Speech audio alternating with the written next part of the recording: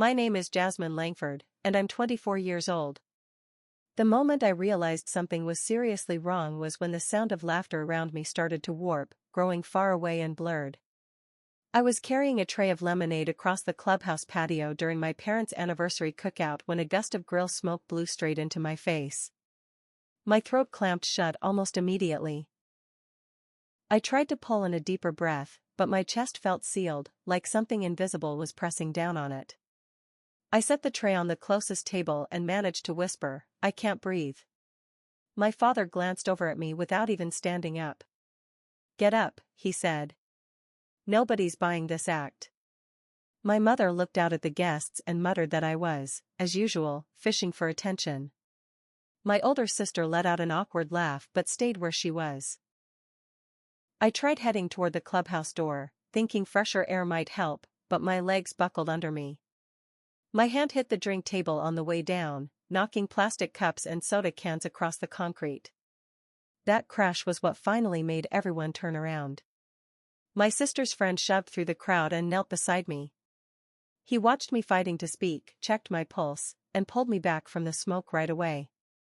Then his face shifted so fast that even my parents fell silent. "Somebody call 911, now," he yelled. For a long moment, the whole patio went quiet.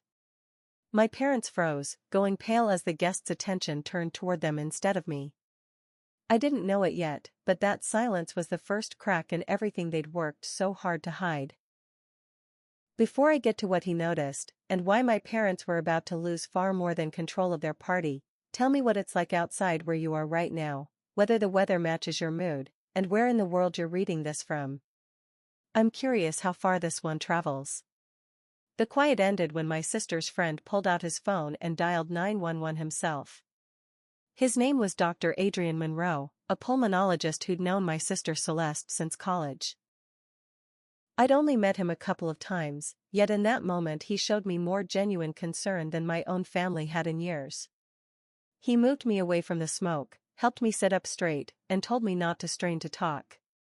My father, Michael Langford, stood by the cornhole boards holding a beer, looking more annoyed than worried. "She gets like this," he said. "Give her a minute and she'll settle." Adrian looked straight at him. "She can't get a full sentence out. She's wheezing and it's getting worse. This isn't something to wait on." My mother, Denise Langford, kept glancing at the neighbors gathered nearby. She'd spent weeks organizing this party, the white linens, the framed wedding photos, and now all she noticed was that people had stopped smiling. "Do we really need an ambulance right outside the clubhouse?" she asked. Adrian just looked at her. "Yes. We really do." Celeste finally came closer, but instead of crouching beside me, she leaned toward Adrian and whispered, "Can you keep this quiet? People are recording." He ignored her and kept relaying details to the dispatcher. My chest kept tightening with every breath. My fingers started to tingle, and my vision began going dark around the edges. Someone shut the grill lid. Someone else brought over a chair. The HOA president stepped in front of the crowd and told everyone to give me room. That's when my father finally understood this wasn't staying private. He set down his beer and walked over wearing a look of concern that had shown up much too late. "Jasmine, sweetheart, just try to relax," he said, loud enough for everyone nearby to hear. I stared at him, unable to tell which hurt worse, the crushing feeling in my chest, or the fact that he only called me sweetheart once people were watching. The paramedics showed up minutes later, cutting through the crowd with equipment bags and an oxygen tank. One of them asked who'd been with me when it started. My mother stepped up. She got overwhelmed. "She's always been sensitive." Adrian cut in. "She told us she couldn't breathe." Her parents brushed it off. "No one called until I did." My mother's expression hardened. "That's not what happened." The HOA president spoke up from behind her. "That's exactly what I saw." For the first time, my parents couldn't control the narrative. The paramedics checked my oxygen, listened to my lungs, and got me farther from the smoke. They asked about asthma, allergies, medication, past episodes. Adrian explained that I'd been exposed to heavy grill smoke and had developed clear signs of respiratory distress.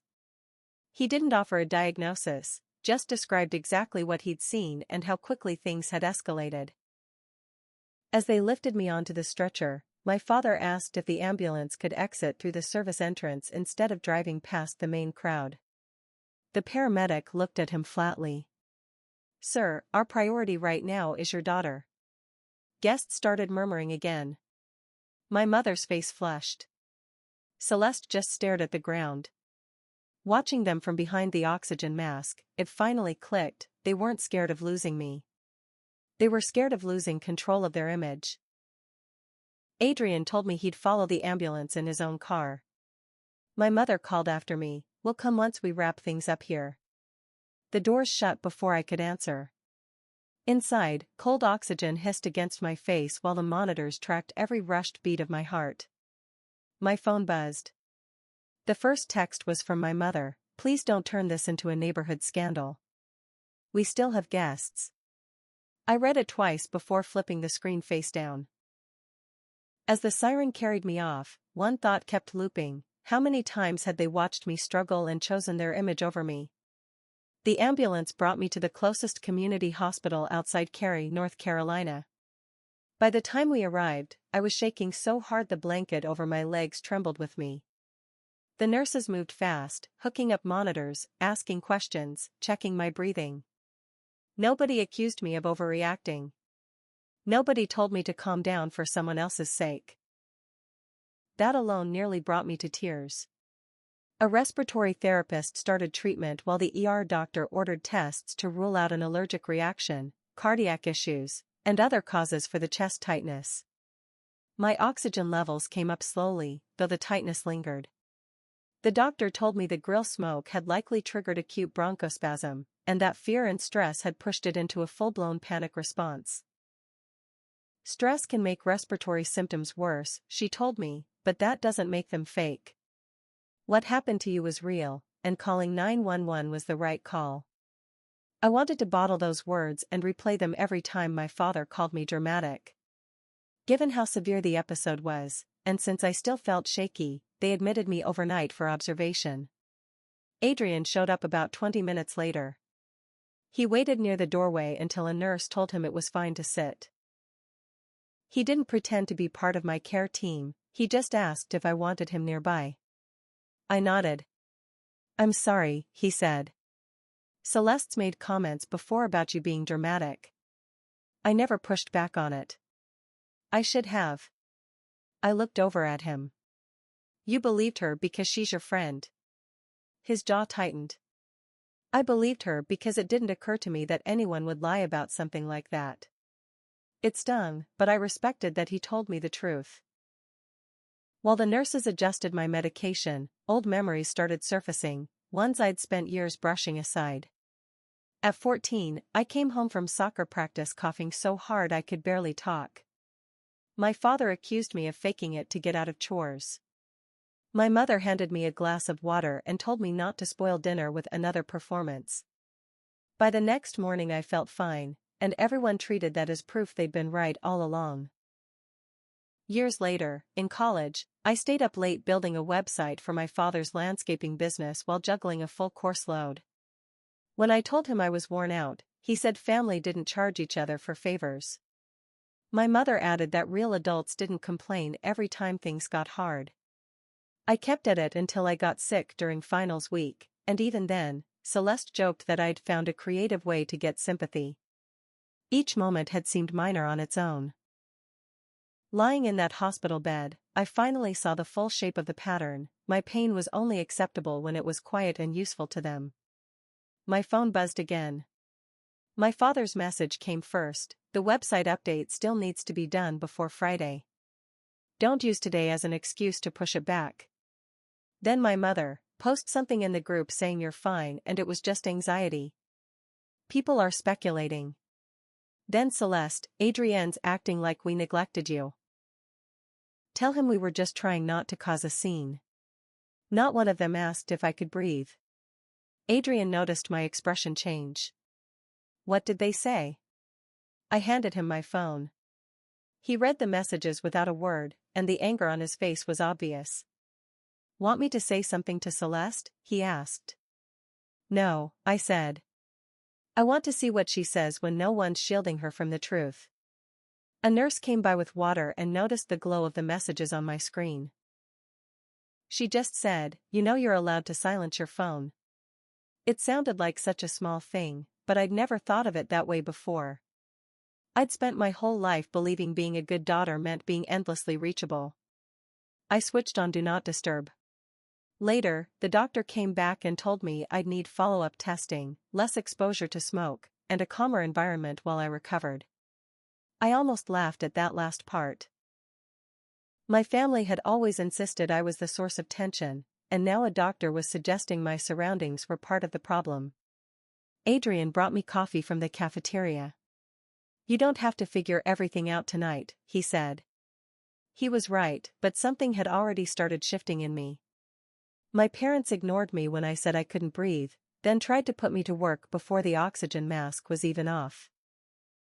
For the first time, I stopped asking myself how to make them understand, and started asking what would happen if I simply stopped serving them. My family arrived the next morning with flowers, a card, and a carefully staged version of concern. My mother walked in first, dressed as if she were heading to a board meeting rather than visiting her daughter in the hospital. My father trailed behind with a tight jaw and his phone in hand. Celeste came last, carrying a bakery bag. "We brought breakfast," she said, as if pastries could undo the day before. Adrian, seated by the window, was noticed by all three of them immediately. My mother's voice softened. "Jasmine, honey, you scared us." I looked at her. "You stayed at the party." Her smile flickered. "We had 30 guests and a situation to handle." My father stepped closer. "The important thing is you're okay now." "The doctor hasn't said that yet," I replied. He waved a hand. "You know what I mean." Celeste set the bag on the table. "Can we not fight? We came to fix this." My mother pulled a folded sheet from her purse. "Exactly. We wrote something simple for you to post in the group." She held it out. It described me as having gone through an anxiety episode, claimed the family had responded appropriately, and suggested certain guests had misunderstood what happened. I read it twice. "This isn't true." My father's face hardened. "It's close enough. People are talking, and one of my biggest landscaping contracts is in this neighborhood." I looked at him. "I was in respiratory distress and you're thinking about lawn maintenance." "I'm thinking about the business that supports this family," he shot back. "A business whose website I built for free," I answered. Celeste glanced at Adrian. "He told everyone it was an emergency before he even knew what was going on." Adrian stood slowly. She couldn't finish a sentence. She was wheezing. Calling 911 was the right call. Celeste's voice dropped. "You could have just told people I reacted fast." "You didn't," he said. Her face went pale. I froze. "You told me people were filming." The room went silent. My mother stepped between them. "This is getting out of hand." I folded the statement and set it on the nightstand. "I have 3 questions." My father sighed as if I were wasting his time. I looked at him. "Who believed me when I said I couldn't breathe?" He said nothing. I turned to my mother. "Who called 911? Her eyes drifted toward Adrian. Finally, I looked at Celeste. "Why did every message you sent mention the party, the neighbors, or what Adrian thought, but never whether I was okay?" Celeste opened her mouth, but nothing came out. My mother started crying, just enough to make everyone feel guilty without smudging her makeup. "I can't believe you're doing this after everything we've done for you." The old instinct kicked in. "Apologize, comfort her, tell her she'd been a good mother." Then I remembered her worrying about the ambulance being seen. My father pointed at the paper. "Post the statement, finish the website update, and we'll deal with the emotional stuff later." Something in me settled at that sentence. No. He blinked. Excuse me? I said no. My mother's tears stopped instantly. Celeste stared at me. Adrian stayed quiet. My father leaned in. You're upset and not thinking clearly. I'm thinking more clearly than I ever have. A nurse walked in after hearing raised voices. Her name was Patricia, and she looked straight at me. Would you like this visit to continue? My mother answered first. We're her family. The nurse kept her focus on me. Jasmine? My hands trembled under the blanket, but my voice stayed steady. No. I'd like them to leave. My father let out a sharp laugh. This is ridiculous. I also want a restricted visitor list, I continued. Don't give them my room number or my medical information. And I want to change my emergency contact. My mother's expression shifted from hurt to fury. You'd remove your own mother? You weren't here when I needed emergency care. Celeste murmured, Jasmine, you're taking this too far. I looked at her. You thought an ambulance was too far. I think this boundary is reasonable. Nurse Patricia opened the door and asked them to leave. My father initially refused, insisting he'd paid part of my tuition and had every right to be there. The nurse calmly reminded him that adult patients control their own visitor access. My mother turned to Adrian. Are you proud of this? He answered without hesitation. I'm relieved she's protecting herself. They left without needing security, but the quiet of it seemed to unsettle them more than a shouting match would have. No one argued back or accepted their version of events. They just had to walk out. A minute later my phone buzzed. One last message from my father, whatever drama you're stirring up, that website still needs to be done by Friday. I stared at it until the words stopped stinging and started looking ridiculous. Then I opened my laptop, gathered every password, design file, and unpaid project I'd completed for his company, and began putting together a full, professional handover. I wasn't trying to burn anything down. I was going to give him exactly what he claimed he wanted, his business, minus the invisible labor holding it up. A hospital counselor stopped by that afternoon. Her name was Dr. Renee Foster, and she had the kind of patience that made silence feel safe. She asked how often my family dismissed my feelings. I gave her the answer I'd used for years, they're difficult, but they mean well. She didn't push back. She just asked, what do you hear in your head when you need help? The answer came instantly, don't embarrass the family. Stop being dramatic. You owe us after everything we've done for you. Saying it out loud made those lines sound less like truths and more like scripts someone had planted in me.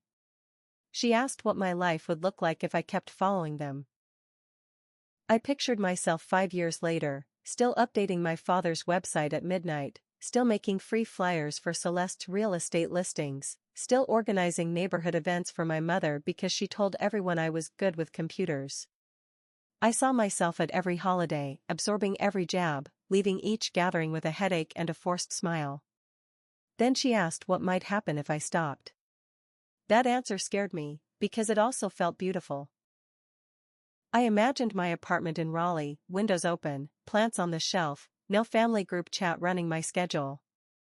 I imagined billing clients fairly, doing therapy over Zoom, spending Sundays with people who never asked me to make myself smaller. I opened my laptop and finished the handover for my father's company, every login, every file, every instruction he'd need. Then I wrote a short email, effective immediately, I would stop providing free design, upkeep, or marketing work. Future projects would require a signed contract and payment up front. I sent something similar to my mother about the HOA newsletter, and to Celeste about the property flyers I'd been designing for nothing. Within minutes my phone lit up. My father called the email disrespectful. My mother said I was abandoning the family during a crisis I'd caused. Celeste said she had a listing presentation Monday and no time to find another designer. I didn't respond. Instead, I saved screenshots into a folder labeled Boundaries, and built a timeline of the anniversary party, from the moment I said I couldn't breathe to the moment the ambulance pulled away. Adrian helped me confirm roughly when the 911 call went out. I wrote down exactly what I remembered, without embellishment. The truth didn't need help. That evening, my mother posted in the neighborhood group. She wrote that I'd had an emotional episode, that the family had done everything they could, and that rumors were unfairly damaging my father's business. She didn't share my medical details outright, but she used my name and implied I was unstable. A few neighbors offered sympathy. Others who'd been at the party started correcting her. The HOA president reached out to me privately, saying the board was concerned my mother had used an official community channel to target a resident and pressure witnesses. She asked if I wanted to submit a statement. I sent 4 sentences. I said I couldn't breathe.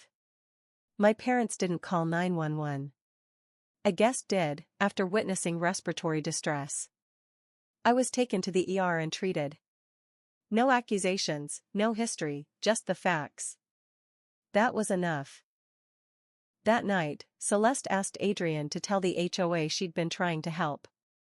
He showed me the message, since it involved my emergency. His reply was short: he wouldn't lie, and he didn't want to stay friends with someone who'd asked him to misrepresent what he'd witnessed. Celeste sent me a furious message blaming me for wrecking their friendship. I almost responded, but realized she'd never once blamed herself for standing there while I fought to breathe. The next morning, the doctor cleared me to go home, with follow-ups, instructions to avoid smoke, and orders to keep stress low. I expected to feel relieved. Instead, I felt uneasy. Hospitals had rules that protected patients. Outside, my family expected the old dynamic to pick right back up. Before I checked out, the HOA president called again. My mother had requested a special meeting to clear the family's name and wanted me there to confirm it had all been a misunderstanding. "You don't have to come," the president told me. I looked at the texts, the discharge papers, and the timeline saved on my laptop. My mother assumed I'd show up, apologize, and rebuild her image, because that was what I'd always done. "I'll be there," I said. But I wasn't going to protect them. I was going to tell the truth once and let them deal with it. The special HOA meeting happened 10 days after my discharge. By then my breathing had mostly returned to normal, though sudden smoke or strong emotion still made my chest tighten. I'd done 1 therapy session over Zoom and talked to a doctor about follow-up tests. I wasn't fully healed, but I was steady enough to walk into that clubhouse without looking away from anyone. Adrian came as a witness, not as my doctor. My friend Leah sat beside me for support. Across the room, my parents and Celeste sat in the front row like they were the ones who'd been wronged. My mother wore navy and carried a folder of printed messages. My father looked angry before the meeting even started. Celeste avoided Adrian's eyes. The HOA president explained the board was reviewing 2 matters. My mother's use of the community system to discuss a resident and pressure witnesses, and the pending renewal of my father's landscaping contract, which covered several shared areas. My mother spoke first, describing the anniversary party as a loving celebration disrupted by an unfortunate anxiety episode. She claimed my father and Celeste had tried to keep things calm while Adrian caused panic. Then she turned to me. "Jasmine can confirm we never meant to neglect her." She smiled like she'd already scripted my response. My father added that online gossip was threatening honest, hard-working people's livelihoods. Celeste said she'd been too stunned to move quickly but never believed I was truly in danger. The president asked if I wanted to speak. I stood, timeline in hand. My legs felt unsteady, but my voice didn't. At around 4:17, I told my parents I couldn't breathe. My father told me to get up because no one was buying my act. My mother said I was seeking attention, as usual. I tried to make it to the clubhouse door and collapsed near the drink table. Adrian got me away from the smoke and called 911. My family did not make that call. My mother interrupted. "That's your interpretation." The president asked her to wait. I kept going. After I was taken to the hospital, My mother's first text asked me not to make this a neighborhood scandal. My father asked me to finish unpaid website work while I was still in the ER. Celeste asked me to tell Adrian the family had handled things appropriately. I laid printed copies of the messages on the table. I didn't read them all aloud, the board reviewed them in silence. My father leaned toward me. You're airing private family conversations. You used a public group to call me unstable. I'm correcting the record, I said. Adrian was asked to speak next. He explained he hadn't diagnosed me at the party, only observed that I couldn't finish sentences, was wheezing, and showed clear respiratory distress after smoke exposure. He said calling 911 had been medically justified, and that my family delayed because they assumed I was performing. The HOA president gave her own account. She'd heard my father dismiss me and my mother complain about the ambulance being visible from the clubhouse.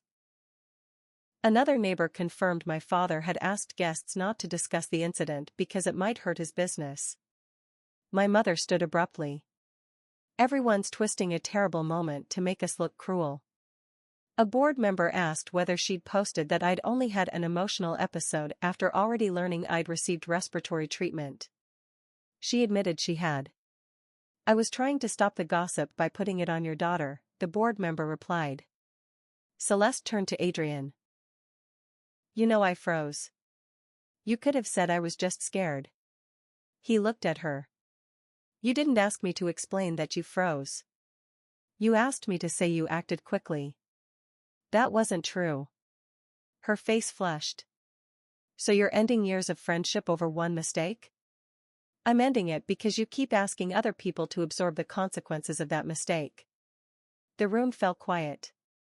My father pushed back his chair. This meeting is supposed to be about the contract, not a family fight. The president nodded. Then let's discuss the contract. The board has concerns about your conduct toward residents and witnesses, including calls where you threatened to pull your services if people didn't stop talking about what they saw. My father laughed bitterly. Maybe I will pull them. You people have no idea how much work my company does for this neighborhood. Are you formally withdrawing your renewal proposal? She asked. He looked around, waiting for someone to talk him down. No one did. Maybe I am. The board conferred. Then we'll accept that and look for another provider. My father's face changed instantly. That contract was one of his biggest accounts. He'd expected the threat to scare them into backing off. Instead, it had simply ended the deal. That's not what I meant, he said. You said it in front of the board, she replied. My mother started crying. Look what Jasmine's done to us. I felt the familiar guilt rise, but caught it before it reached my mouth. I didn't tell him to threaten the board. I didn't tell you to use the neighborhood system against me. I didn't ask Celeste to pressure a witness. I'm just done cleaning up after choices that weren't mine. The board voted to remove my mother from her role as chair of community events, citing her misuse of official communication and her attempts to influence residents' statements. She stared at the outcome like consequences were some kind of betrayal. Celeste muttered that the meeting was humiliating. I looked at her. I was humiliated while I was fighting for air. This is accountability. Then I addressed all three of them. I'd already transferred every file and password tied to my father's company. I would no longer work for free. I would no longer design anything for Celeste or manage my mother's events. They weren't to come to my apartment without being invited. All communication would go through email for the next 3 months. Any attempt to contact my clients, harass me, or spread false claims would result in full no contact. My father stood and pointed at me. You think you can punish us over one panic attack? Adrian started to respond, but I raised a hand. I'm not punishing you. I'm removing myself from a system that depended on my silence and my free labor. My mother said, family doesn't keep score. You kept score every time you reminded me what I owed you. My father's voice rose, accusing the board of taking sides and accusing me of sabotaging his business. The clubhouse manager asked him to lower his voice. He didn't. When he stepped toward the board table, two security officers came in. They didn't drag anyone out, they simply told my family the meeting was over and walked them to the exit. My mother tried to hide her face. Celeste trailed behind them alone. My father kept arguing until the door shut.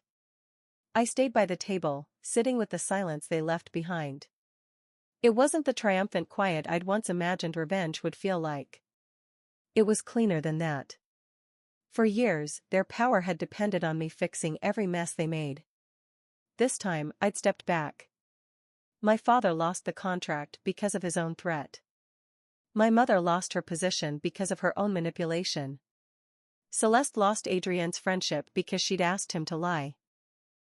I hadn't torn down their image, I'd simply stopped propping it up. The fallout continued over the following weeks. My father's company didn't collapse, but losing the HOA contract stung. He had to cut his advertising budget and hire an actual web designer once he realized how much unpaid work I'd been doing. He told relatives I'd cost him thousands of dollars. The real story was simpler. He'd built part of his business on free labor and assumed I'd never stop giving it. My mother no longer ran neighborhood events. Several people who used to see her as the perfect organizer grew distant once they learned she'd pressured them to call my emergency an overreaction. She sent me a long email saying she was sorry I'd misunderstood her intentions. Most of it focused on how embarrassed and isolated she felt. I didn't reply. An apology built to protect the person saying it isn't repair. Celeste's consequences were quieter but personal. Adrienne cut ties with her. A few people from her circle had been at the cookout and knew she'd worried about being filmed instead of helping. She accused me of turning everyone against her, but I hadn't said a word to her friends, they'd simply watched her choices for themselves. 3 weeks after the meeting, she emailed me without excuses. She admitted she'd joined our parents in mocking me because it kept their criticism off of her. She said she'd been more afraid of looking foolish than of losing me. It was the first honest thing she'd told me. I answered with 2 lines. I appreciated the specific apology, but I wasn't ready to reopen contact. Accountability doesn't require instant forgiveness. Therapy helped me understand that distance wasn't cruelty. My therapist taught me to notice the physical warning signs before panic took over. I learned breathing techniques, scheduled follow-up care, and stopped treating rest as some kind of moral failure. Adrian checked in now and then, but he never tried to make himself the center of my recovery. He stayed a friend who'd acted when it mattered. I also leaned on Leah, coworkers, and people I'd neglected while I was busy fixing my family's problems. For the first time, my support system didn't rest on one person having to save me. My apartment started to feel like mine. I bought 2 plants for the windowsill and moved my desk away from the wall. I raised my freelance rates and signed 3 clients who respected my time. On Sundays, I stopped showing up to the mandatory family brunch my mother used to insist on. Sometimes I slept in. Sometimes I worked from a coffee shop. Sometimes I did nothing at all. Every small, ordinary choice reminded me my life was mine again. My parents respected the email-only boundary for less than a month. One Saturday, the building intercom buzzed. My father said he and my mother were downstairs and just wanted 5 minutes. I checked the lobby camera and saw them by the entrance with groceries and another letter. The old version of me would have opened the door just to avoid a scene. Instead, I spoke through the intercom. "You were told not to come here without being invited." My mother leaned toward the speaker. "We're trying to fix this. Then start by respecting the boundary." My father called me childish. I told them I was pausing contact for 6 months since they'd already broken the agreement.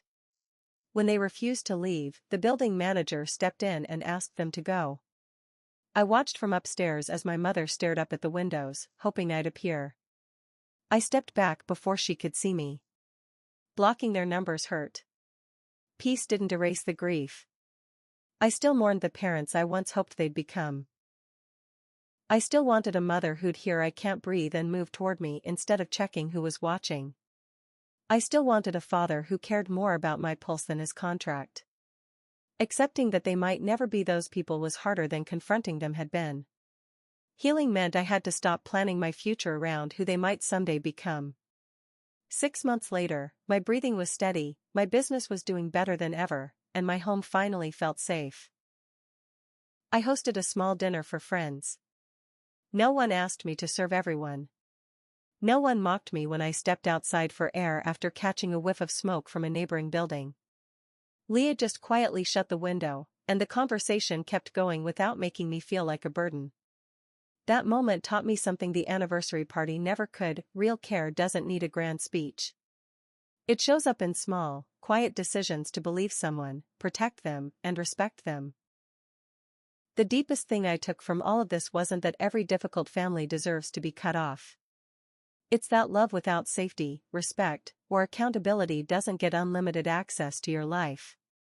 Panic symptoms are real. Trouble breathing and chest pressure should never be waved off just because stress might be involved. Asking for medical help isn't weakness, and asking for support isn't attention-seeking. Boundaries aren't cruelty disguised as revenge. They're simply the terms under which people are allowed to stay in your life. When those terms get ignored again and again, distance becomes necessary. Forgiveness doesn't automatically hand back trust. An apology is only a starting point. Consistency is what actually repairs something. My family believed the worst thing I could ever do was embarrass them. They were wrong. The most powerful thing I did was stop shielding them from the consequences of their own choices. I didn't spread rumors, sabotage my father's business, ruin my mother's reputation, or destroy Celeste's friendship. I simply told the truth, took back my labor, and chose peace instead. Sometimes the most satisfying kind of justice isn't making someone suffer, it's building a life so solid and healthy that their control simply doesn't fit into it anymore. So I'll ask you honestly. When keeping the peace means staying quiet about the harm being done to you, do you keep protecting the family's image, or do you finally start protecting yourself? Thank you for staying with me through the end of this story. Every event here is fictional, written purely for entertainment and reflection. If it leaves you with anything, let it be this. Setting a boundary might feel uncomfortable in the moment, but living without one can end up costing you far more than a few hard conversations.